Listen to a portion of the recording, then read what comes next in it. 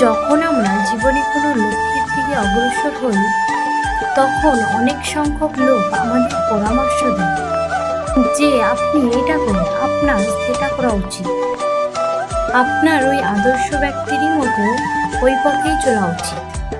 আমাদের তা ভালো লাগে, আমরা তা অনুসরণ করতে থাকি, কারণ সেই পথে এক বা 10 জন মানুষ চলে তার নিজের লক্ষ্য প্রাপ্ত করে ফেলেছেন।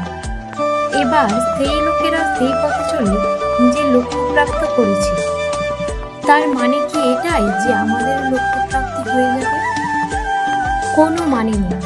আমি আপনার কাছে একটা সহজ প্রশ্ন রাখছি, সেই আদর্শ ব্যক্তি কি আপনি?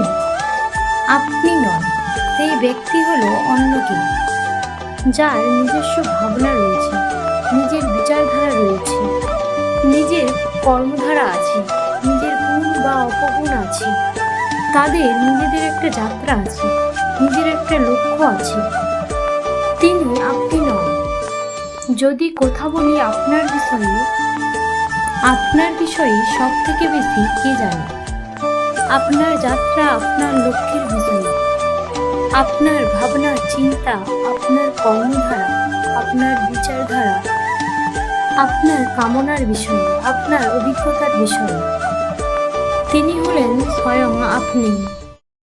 তাই নিজের জীবনে কোনো পথ নির্বাচন করবেন আর কিভাবে সামনে এগোবেন, এই নির্বাচনও শ্রেষ্ঠ হবে যদি সেটা আপনি নিজে করেন। আপনি আপনার জীবনকে নিরীক্ষণ করুন, বুঝুন আর নিজের লক্ষ্য গিয়ে প্রাপ্ত করে ফেলুন। সমাজের সামনে আপনি এমন একটা উদাহরণ প্রস্তুত করুন যাতে ভিড় আপনার পথে চলতে তৎপর হয়ে ওঠে। আসুন আমার সাথে ভালোবেসে বলুন, রাধা রাধা। কখনো ঘোড়া আর তার ঘোড়সওয়ারীকে দেখেছেন? ঘোড়ার ডান ও বাম দিকে যেন এমন এক পর্দা লাগানো থাকে। তার কারণ কি?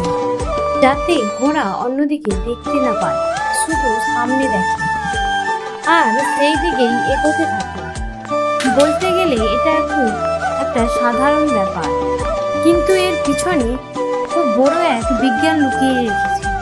আপনি যদি জীবনে নিজের লক্ষ্যে পৌঁছতে চান, তাহলে আপনাকে এদিক ওদিক তাকানো বন্ধ রাখতে হবে, শুধু সামনে নিজের লক্ষ্যের দিকে তাকিয়ে থাকতে হবে। তখনই জীবনে সাফল্য লাভ করবেন। ঘোড়া তো শুধুমাত্র এক পশু, তার উপরে লাগাম পরাতে হয়, চোখে ডান এবং বাম দিকে পর্দা পরিয়ে দেওয়া হয়। আপনি হলেন মানুষ, আপনাকে লাগাম কে পরাবে? কেউ না, এটা আপনাকে নিজেকেই করতে হবে। মনের গভীরে প্রবেশ করুন আর আবেগগুলিকে লাগাম পরান, তাকে নিয়ন্ত্রণ করতে শিখুন আর শুধু নিজের দৃষ্টির দিকে, শুধু নিজের লক্ষ্য দেখুন। মনে রাখবেন, যদি আপনার দৃষ্টি শুধুমাত্র নিজের লক্ষ্যে থাকে, তাহলে লক্ষ্যভেদ অবশ্যই করবেন। যদি একাগ্রতা এদিক ওদিক চলে যায়, তাহলে লক্ষ্য হারিয়ে যাবে। রাধা রাধা।